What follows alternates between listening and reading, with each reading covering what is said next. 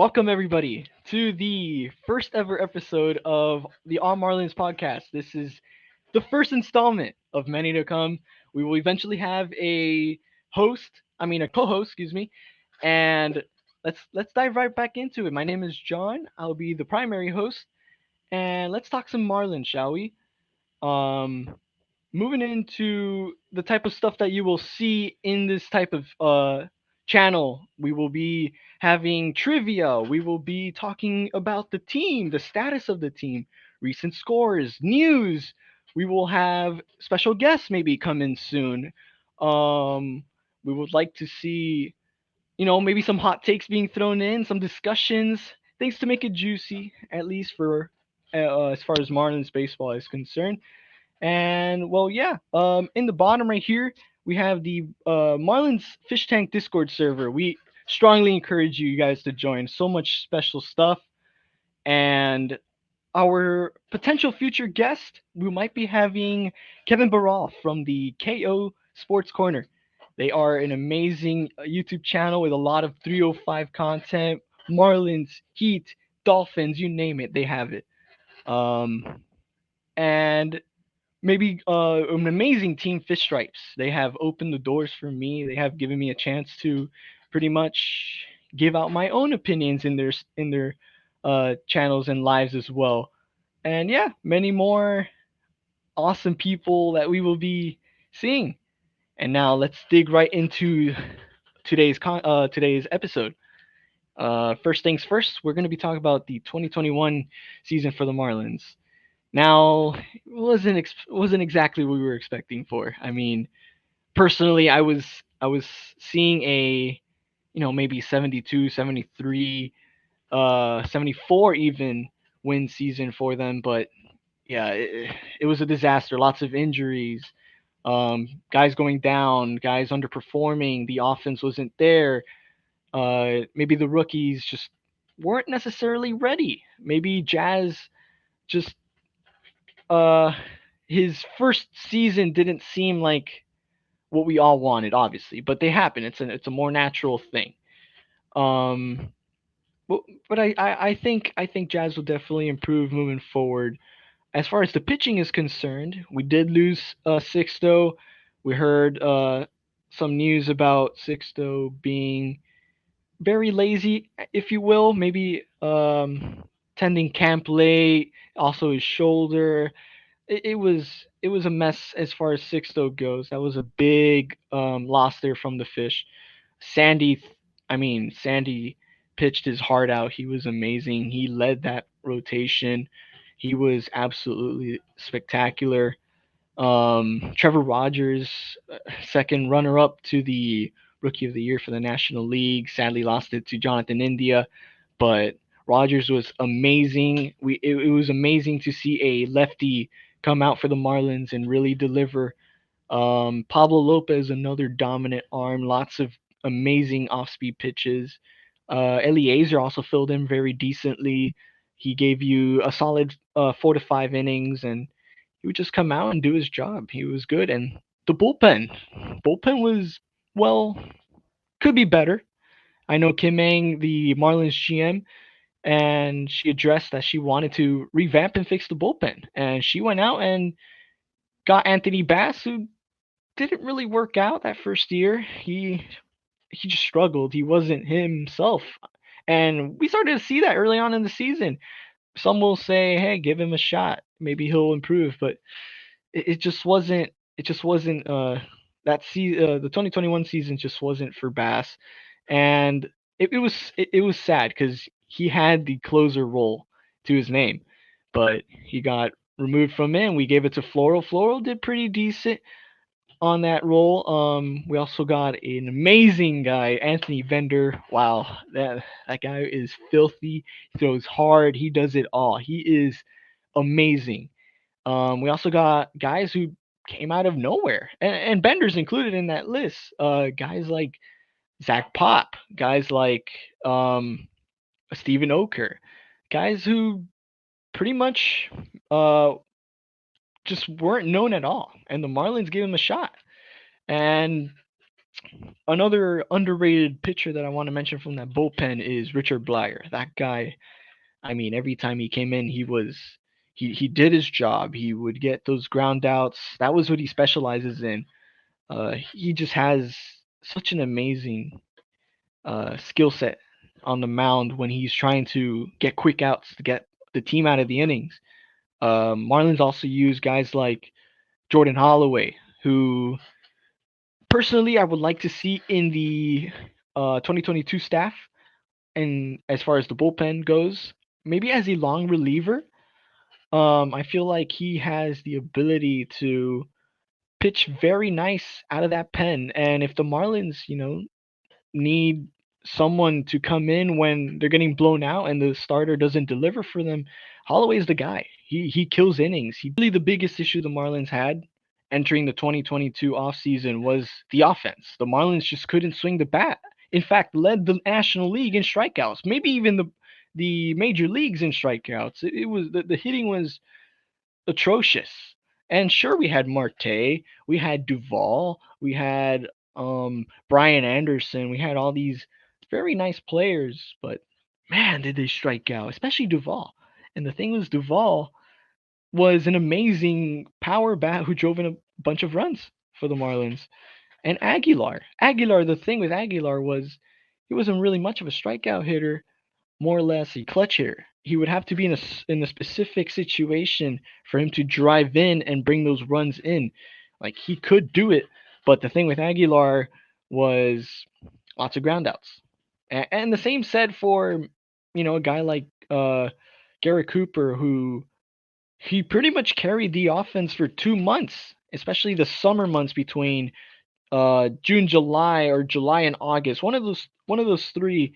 He did amazing, and then we lost him to injury. It was mainly COVID. I mean, not excuse me, not COVID. Injury plagued, and um, the Marlins really need to address the offense, and they went out and got Joey Wendell on the infield, which is questionable because okay, you have Jazz at second, Miggy Ro at shortstop, which they extended as well to 2 years, and Miguel Rojas at third. Which okay, Joey Wendell is amazing. I mean, he had an OPS of 9 away from Tropicana Field. Excuse me, not 900. Um, he was pretty elite, if you ask me, especially in the first half. The second half, he kind of plunged down a bit, but he was still solid, and he plays very good defense. All those positions, he's very, very good at it. Maybe the Marlins maybe have Wendell and Anderson compete for the starting spot this upcoming season if it happens. Remember that we are in a lockout. Unfortunately, the situations is that it's just very difficult to get baseball rolling now with the MLBPA and the MLB just unable to agree on certain terms and whatnot. Joey Wendell, yes. Moving on to that, Wendell is that he was an all-star. He was very, very good at his job, and it's a good pickup for the Marlins. It's just very interesting to see what they're gonna do. Moving on, they acquired catcher Jacob Stallings, Platinum Gold Glover. This guy, we were talking about doing your job right. He does it amazingly, and it was such an amazing upgrade for the Marlins because a guy like Alfaro wasn't producing for this team. Stallings was, as far as for the Pirates. He was amazing. He had like a streak where he wouldn't allow pass balls. He was so good at catching.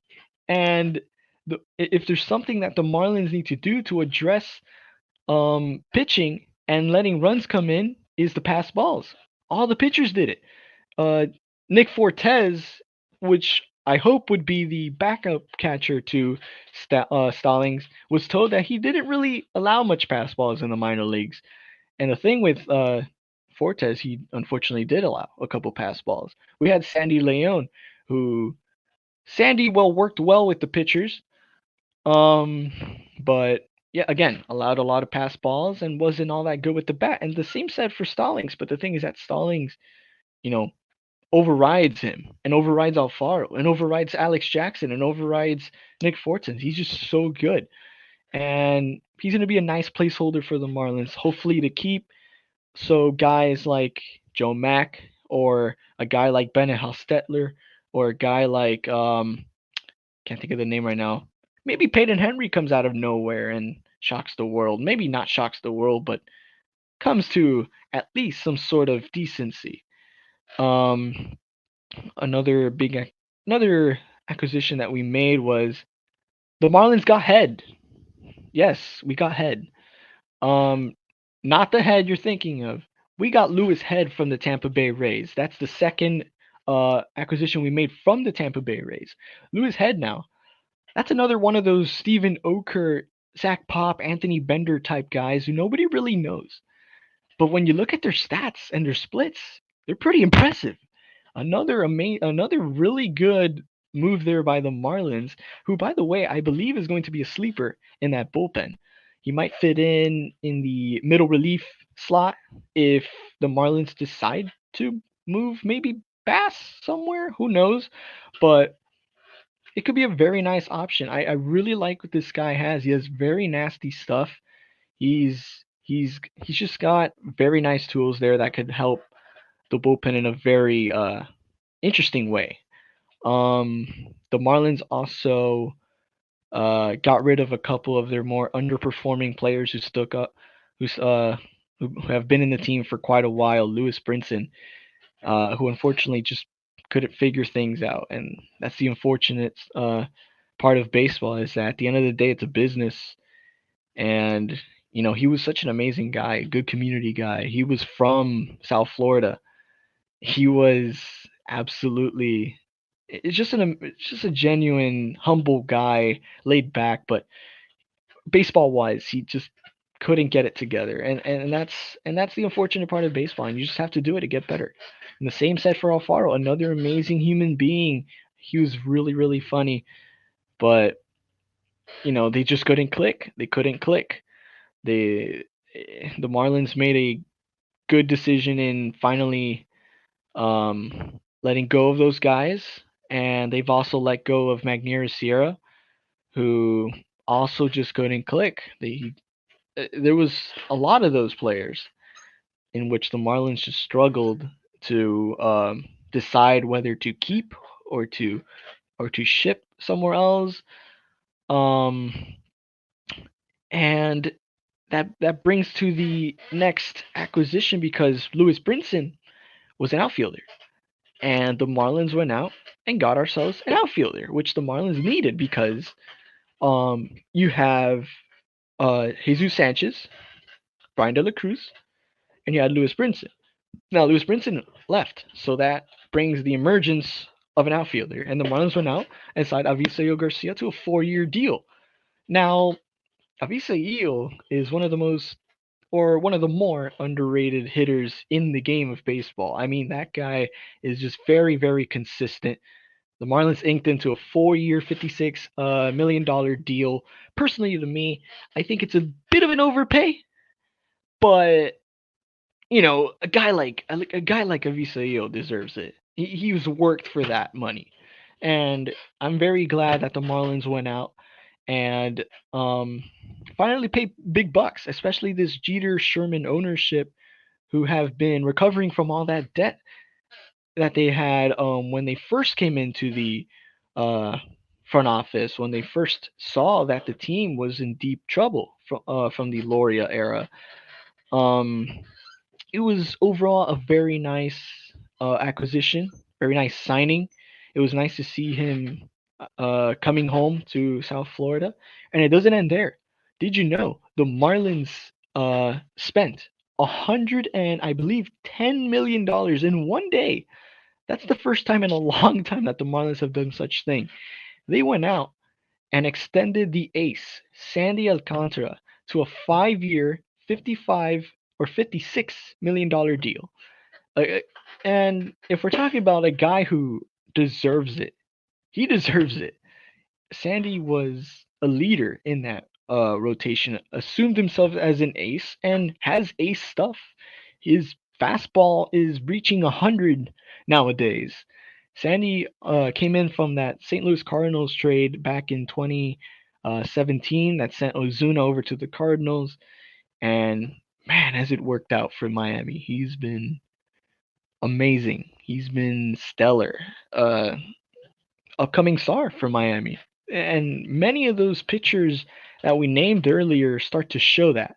But it's really nice to see a guy like Sandy, stay in Miami and get himself a very nice deserved contract. And it's awesome once again to see the Jeter and Sherman ownership showing commitment, showing dedication. Hey, we're not going to do the same flaws that this team has done in the past in their franchise history, trading away their top players. This is awesome, not only for the team, but for the fans. And one of the biggest issues for the Marlins has been attendance. And when you establish stars and you establish fandom and trading them away, it kills the fandom. So this is a very, very amazing job by the Marlins on a very team friendly deal, by the way. Many said that the Marlins underpaid for Sandy, and I don't blame them. Sandy deserves much more than that personally.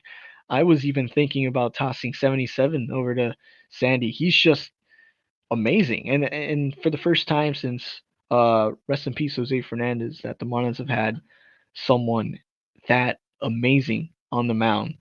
Um, yeah. What else do we have?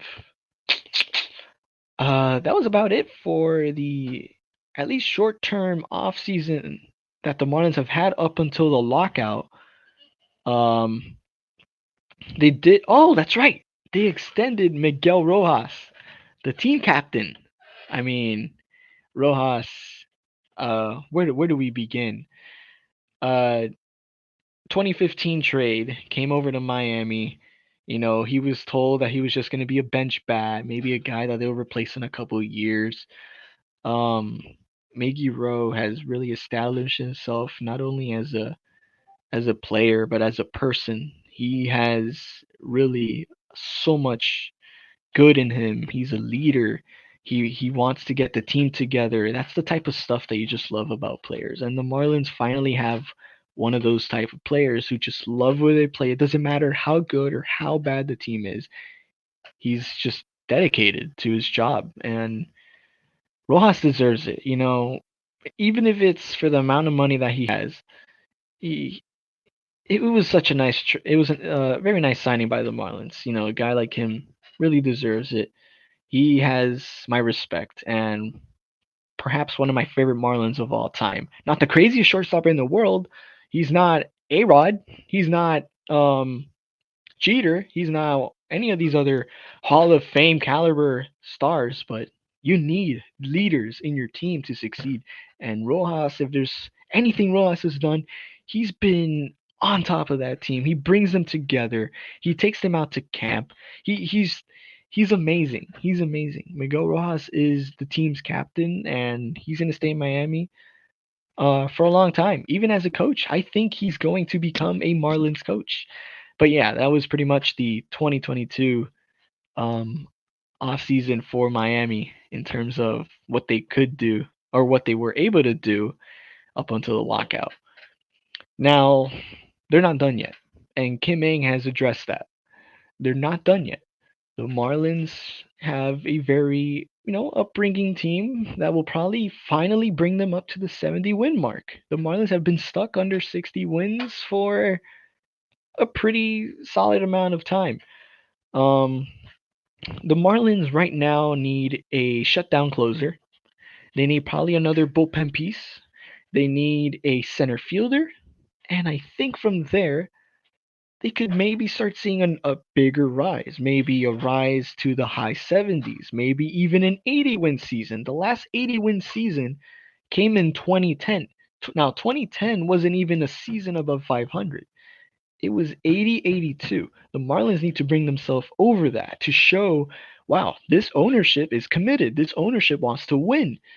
And the Marlins, in terms of what they need as of right now for a shutdown closer, they need to bring in a veteran, a guy who knows what he's doing, a guy who's done it before, a guy who's been in big, high, um, pivotal positions. A guy who has dealt with players in scoring position. A guy who's been in the playoffs. A guy who's even been in the World Series. And a guy who comes to mind, especially who is in the free agent market right now, is Kenley Jansen. Kenley Jansen is has been with the Dodgers for pretty much his entire career, but many things lead to a possibility that he could come to South Florida. How? Well, Kenley Jansen has a connection with Kim Ng and Don Mattingly. Don Mattingly was the manager of Kenley Jansen in back in the early to mid 2010s, and Kim Ng was also a part of that organization at the time. There's a bond between those guys, and maybe they could bring him in, lure him in. I'm personally dropping maybe 3 years, 16 million to a guy like Kenley, maybe a little more, because he's established. He's a veteran. He had an amazing 2021 season, and his whole career shows good numbers. Um, However, if the Marlins choose not to get a shutdown closer, they could uh, bring in Bender to become the closer because Bender was lights out, plain and simple. Um, and I also previously mentioned about a relief pitcher that the Marlins need. And my buddy Kevin mentioned to me that he has been on top of this guy for a while. That is Andrew Chafin, a lefty who played for the Cubs and the Oakland Athletics. I think after the deadline, he was phenomenal. He was lights out as well, and maybe you don't need a shutdown closer. Maybe you bring in Bender and you have your setup guys be Chafin and maybe Blyer. However, those are both lefties. So maybe you compete those two. It's nice to have competition because it gets the players amped up. And when you have players amped up, they want to go out there and give their all. That's things you just love to see about players. So yeah, Chafin is definitely a good candidate for the Marlins. I think that they could strike a deal because he's relatively cheap. And the Marlins, if there's something that they're more or less known for, is being cheap. But hey, he's a good signing. Um, let's see what else do we have. The center field situation. Now, this is the current outfield for the Marlins. We have Jesus Sanchez, left field. We have Brian De La Cruz, center field. And right field, we have Aviseo Garcia. Um, Now, it's not the worst outfield in the world, but the Marlins are taking a gamble here. If they're not going to go get a center fielder, they're having Brian De La Cruz play center, which, by the way, he had a very good September, but it's a very small sample size to base off. De La Cruz was brought in from the trade with Yimi Garcia in the trade deadline, and he's so far panned out to be very exciting. He hits the ball, he hits it anywhere. But the Marlins can't afford to risk themselves this upcoming season playing a guy who only played 2 months in his career over at center field. So they were also thinking about moving Avi over to center, but his defense isn't quite there. Avi is fine playing right personally.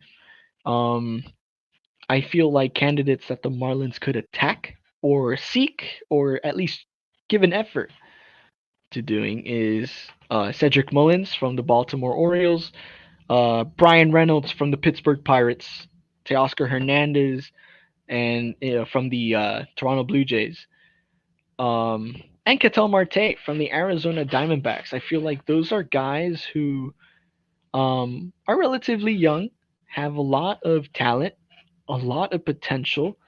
I mean, sure, they might have a very expensive price tag, but the Marlins have the farm system pieces to pull those trades off and bring those guys to Miami. So the Marlins already have a young, formidable stars. And when more start piling into the team, the Marlins are essentially stacked, and they have so much more to work with the upcoming talent coming in from the minor leagues. Jose Salas, Khalil Watson, you got Yidi Kape, who could also compete for a position. Who knows? There's so much potential in this Marlins team. Um, Most of the fans, however, for the outfield situation have been urging for Nicholas Castellanos.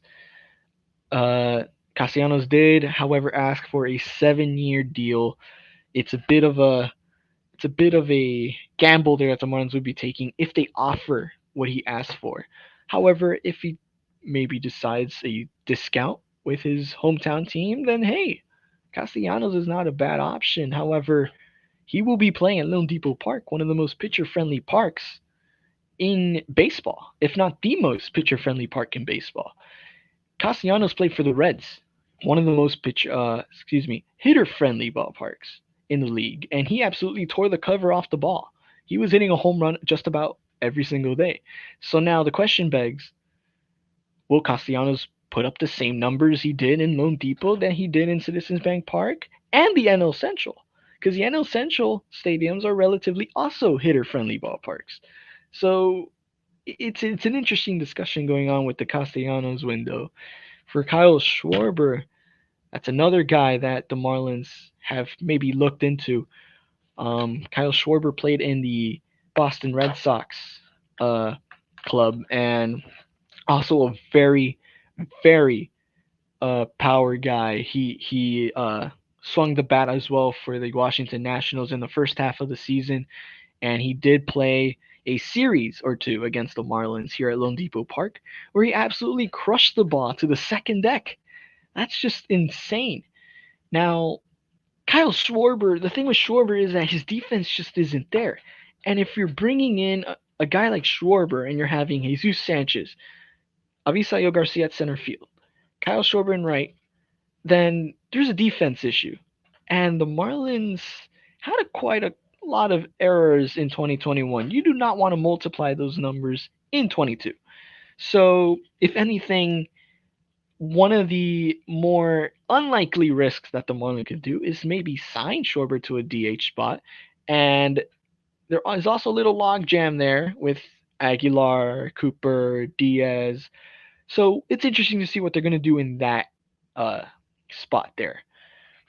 So another question to you guys would be, adding Schwarber, is it going to make this defense on this team way much worse than it already was? The Marlins had, if not one of the most amount of errors of any club in 2021.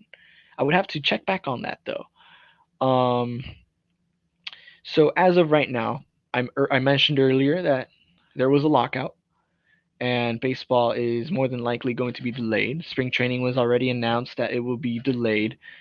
Um, and the only thing that has been confirmed as far as baseball goes, as far as MLB goes, as far as minor league baseball goes, is the minor leagues.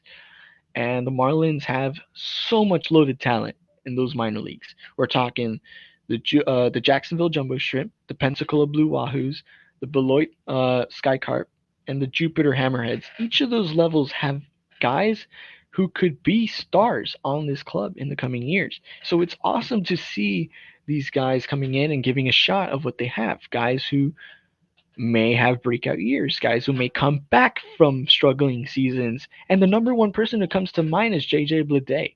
JJ Bleday struggled with the bat in 21, and he was one of the most highly touted prospects in this Marlins system. So seeing a guy like Bleday hopefully bring it back, get that back flowing. He had amazing numbers in the Arizona Fall League. So far in camp, that what I've seen is that he's been hitting the ball fairly well. Credits to Alex Carver for those as well. He's also buffed himself up, and it's really nice and encouraging to see Blade actually going out and saying, "Hey, I struggled in 21. I want to improve my stuff. I want to get out there and show them that I could do it." And hopefully, given what um, given what we saw from Blade in 21, hopefully he improves in 22. One of the more exciting guys, however, is Peyton Burdick. Peyton Burdick is a guy who won the Minor League Player of the Year in 2021. And it doesn't surprise me if we see Burdick in 2022 with his club in the major league level. He's ready. He deserves to be out there. He deserves to be a bench bat when needed. Maybe he could play and start when players get injured because it's natural in baseball. Um, Burdick deserves it. He swings the bat so well. And now for the pitching, you got to watch out for a couple people here. This is we're talking guys like Yuri Perez, a guy who's only 18 years old. I mean, that's just insane to me. He's 6'9", throws absolute darts. He's once again only 18 and incredible. It's incredible what Yuri Perez has shown so far and could show this upcoming minor league season. Max Meyer, another one of those that is more than likely major league ready and deserves a spot in the major leagues. So it's interesting what the Marlins have and what they could do moving forward to the 2022 season. How are they going to adjust these rosters for these guys coming up, and who are they going to get? It's going to be so many fun years here in Miami. Whether um, whatever happens, it's going to be quite intriguing and hopefully very smart decisions. That's number one. Marlins need to stick truth to their plan. They need to start winning ball games. That's the number one thing here that Miami needs to address, and hopefully they do. Um, if there's another minor league couple that I want to shout out there, um, Jose Salas I mentioned earlier, Yidi Cape, Khalil Watson, maybe more under the radar minor league prospects like Bennett Hostetler, which I also mentioned, Troy Johnston, Osiris Johnson, who many people are not high on, but hey, he could also be pretty good. Antonio Velez is another guy. Um, Victor Mesa Jr. Um, he could possibly bring it together and hey, show the team that those 5 million that they invested in them back in 2018 could pan out. And hopefully a guy like Jake Eater comes back and from that Tommy John surgery that he had in 2021 and continues doing what he does. He was also pitching his heart out. Another lefty that the Marlins should also look into. Um, as far as that's concerned, it's more or less the more uh, minor leaguers that I'm pretty much excited for. Let's go to prediction time, shall we? Predictions. Now, this is going to be quite an interesting season. If the Marlins play 162 games still, miraculously, in a perfect world, better to say, I think with the current team that they have, with the guys who could be coming up, and maybe more adjustments and mixes here and there that they could pull off, um, I definitely think this team has 80 win potential, but they have to play way out. Everybody has to be perfect. They have to be um, producing. Jazz needs to be hitting over above average. Maybe not much sophomore slumps, more of just complete breakouts. Like everything needs to go right for this team to win over 80 games. I definitely could see them hitting over 70, maybe mid 75, 78 games is what you'll start to see. I think this team finishes between third and fourth. So I'm guessing Atlanta, New York, Philly, Miami, Washington, or Atlanta, New York, Miami, Philly, Washington. Depends, but we'll see. Um, as I said earlier, this is the first episode of this YouTube channel. Definitely content will get better. It will get juicier, I promise. So many amazing things coming into this channel. Lots of amazing help that I've been receiving. I want to thank Kevin Barral for getting me started, getting me hooked onto the grind. Hopefully, we start getting a consistent schedule. Hopefully, the trivias um, get you guys engaged. If you guys have any other suggestions, drop it in the Discord. We are more than active on there. We want to get that place buzzing. That is Marlins Nation right there. The fan base needs to be together, especially in these times. I feel like it's great to have everybody together as one. We are all at the end of the day a family, and yeah. This has been All Marlins. It's been also amazing spending a 35-minute video here so far, maybe a little more by the time it's over. Uh, in the next episode, we will be uh, talking about a all-time Marlins um, snake draft. So basically, we'll have a draft lottery. Guys will get their orders, and we'll do a snake draft, and the guys will draft out their best possible Marlins roster out of what we could build off. We have special guests, and those guys will be Fish Stripes, Eli Sussman, Kevin Barral, Alex Carver, and um, uh, and Isaac Azu. And we also have some other guys coming in from the Marlins Discord server, which again, join it right here. There it is on the little tick. We have Kyle Toby, we have Landius, we have Ian Siegel joining us as well, and maybe more. But yeah, this has been a very nice time showing you more or less what I will be covering, maybe more. Content would definitely get better. Not much more tongue twisters. I'll definitely get better at this.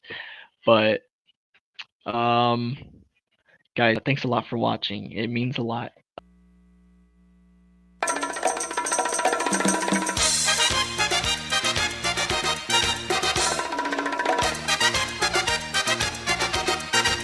They call me Cuban Pete. I'm the king of the rumba beat. When I play the maracas, I go chick chicky boom, chick chicky boom. Yes, sir, I'm Cuban Pete. I'm the craze of my native street. When I start to dance, everything goes chick chicky boom, chick chicky boom. They call me Cuban Pete. I'm the king of the rumba beat. When I play the maracas, I go chick